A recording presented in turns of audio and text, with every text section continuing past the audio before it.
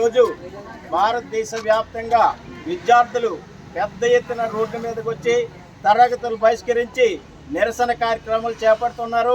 దీనికి ముఖ్యమైన కారణం ఏంటంటే ఇటీవల నీట్ పరీక్షలు రాసినటువంటి పేపర్లని మరి కేంద్ర మంత్రి బీజేపీ నాయకుల సహకారంతో లీక్ చేసి ఒక్కో పేపర్ 30 లక్షల రూపాయలకి అమ్మేసుకుని మిగిలిన విద్యార్థులందరూ కూడా తీవ్రమైన నష్టం కలిగించడం జరిగింది.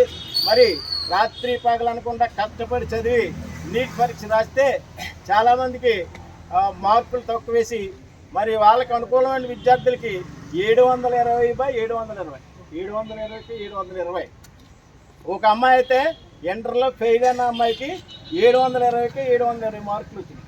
ఇది ఎలా సాధ్యం? ఒక హర్యానాలో బీజేపీ నాయకుడు తన కాలేజీలు పెట్టుకుని కొంతమంది విద్యార్థుల దగ్గర 30 లక్షల రూపాయలు తీసుకుని పేపర్ లీక్ చేసి దారుణంగా మరి మిగిలిన విద్యార్థులు నష్టం చేయడం జరిగింది. ఇది కరెక్ట్ కాదు. కాబట్టి వెంటనే ఈ నీట్ పేపర్ లీక్ చేసినటువంటి దోషుల్ని కఠినంగా శిక్షించాలని, నష్టపోయిన విద్యార్థులందరూ కూడా నష్టపరిహారం చెల్లించాలని, అదేవిధంగా కేంద్ర మానవ వనరుల శాఖ మంత్రి రాజీనామా చేయాలని చెప్పేసి ఏఎస్ఎఫ్గా మేము డిమాండ్ చేస్తున్నాం. అదేవిధంగా మరి మీ కాలేజీలు గతంలో నేను ఇదే కాలేజీలో చదివాను, వేలాది మంది స్టూడెంట్స్ ఉండేవారు. ఈరోజు స్ట్రెంత్ కనీసం 100 మంది కూడా లేరంటే దీనికి అర్థం ఏంటి? మన ప్రభుత్వ విద్యా సంస్థల్ని తీవ్రమైనటువంటి నిర్లక్ష్యం చేస్తుంది. మరి బడ్జెట్లు విద్యకి 10% కేటాయిస్తున్నటువంటి మంత్రులు కానీ ప్రభుత్వాలు కానీ కనీసం 3% కూడా కేటాయించకుండా ఇలా నిర్లక్ష్యంగా వదిలేశారు. మరి లక్షలు పోసి కార్పొరేట్ కాలేజీల్లో నారాయణ శ్రీ చైతన్యులు చదువుకుంటా ఉన్నారు. మరి మనం లక్షలు పోసి చదవలేదు కాబట్టి ఈ ప్రభుత్వ విద్యా సంస్థల్లో చదువుకుంటున్నాం.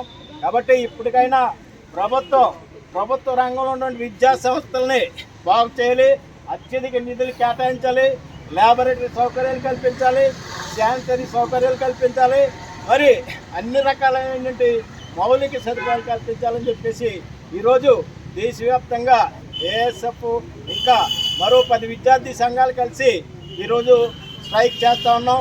మరి మీ అందరూ కూడా ఈ ప్రభుత్వం దిగి వచ్చే వరకు, విద్యార్థి సమస్యలు పరిష్కరించే వరకు కూడా మనం పోరాడవలసిన అవసరం ఎంతైనా ఉంది.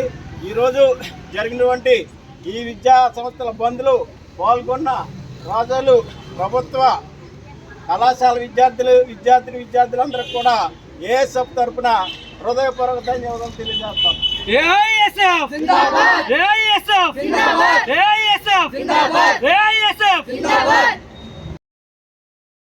MFSN ఛానల్కు లైక్ చేయండి, షేర్ చేయండి, సబ్స్క్రైబ్ చేయండి.